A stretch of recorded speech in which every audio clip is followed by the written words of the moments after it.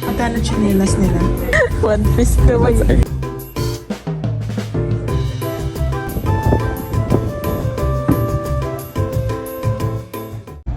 Now, on the way to Hitor. Magka-canal cruise kami with the village. Nakikita yung village. Sabi nila maganda daw doon pag spring. I just don't know if maganda ba pag summer. Super init today, so sana may bubong yung bangka namin.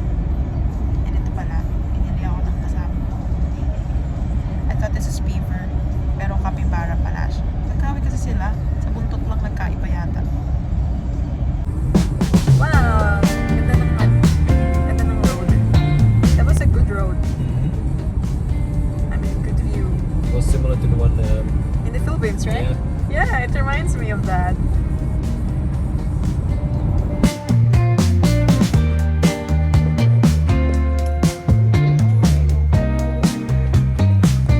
Andito na kami.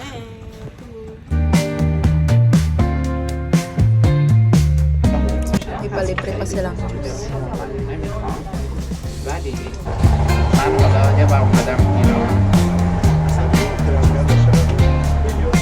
It's cool that when you were that young, you can laugh already. I wonder if they live here or on For vacation. sure they live here. On vacation. Or maybe they own that. On the side, all the small boats, they will be charged by the black boxes you see on the side at 6 hours in the night. And also some other boats with big engines that are private boats for people who live here on the side. If you live in Kiton, it's allowed to have your own boat in front of your house. With a gasoline engine, all the other boats for rent are electric. So probably the kids that we saw, because they had normal engines, they live here.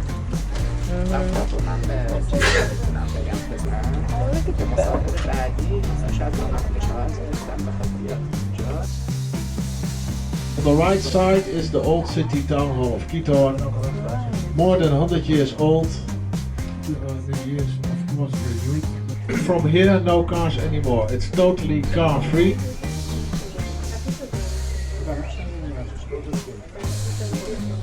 And we have a lot of bridges in Kiton. Black bridges and white bridges. The black bridges belong to the houses, white bridges government.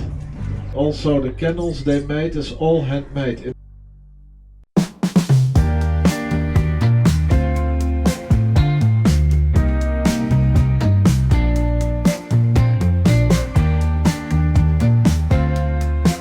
The big statue, Albert Mol, main player in the movie van Vader, die maakt Giethoorn famous. En bekende Nederlanders die in Giethoorn hebben gewoond, Rijk de Hooyer heeft hier gewoond. Ja.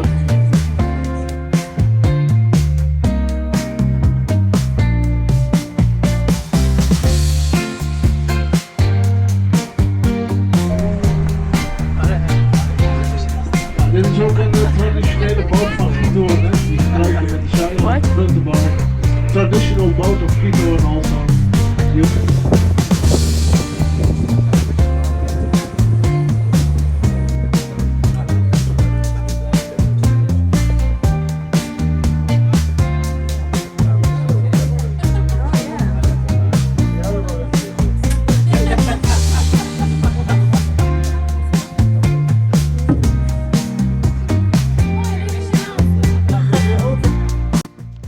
At some point, nung after ipakita kung gaano kalalim yung tubig, hindi kami makaandar. So, na-stop lang kami doon kasi yun pala may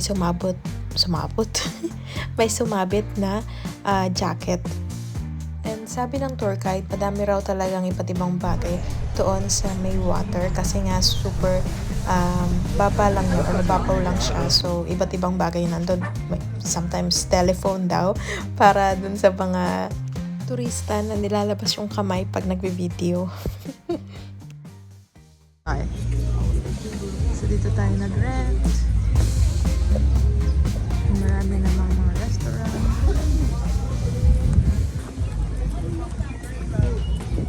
Gift shop. Ay, One Piece. One piece na That's actual. hat. Do you want one, babe? Maybe the flamingo? So it's partner with your polo.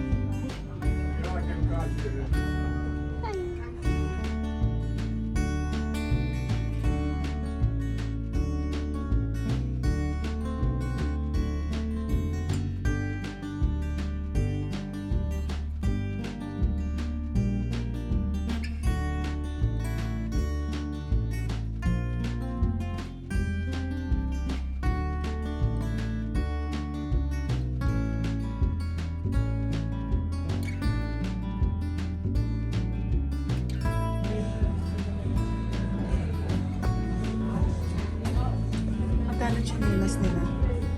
21 euro. 1.4. Kasi chinelas. Nakakaloka. Ganda nito. 35. After looking at the souvenir shops, pumunta kami sa grocery store malapit doon. And one of the things I liked here sa grocery stores nila is meron silang mga gantong packed na ingredients and nandun din yung recipe. Pero syempre, hindi yun yung pinili natin kasi hindi naman tayo makakapagluto sa biyahe.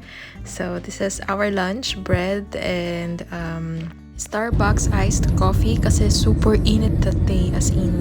So, sobrang init, nalimutan ko mag-outro video. So, this is some of our views on the way to the ski tour. Thanks for watching!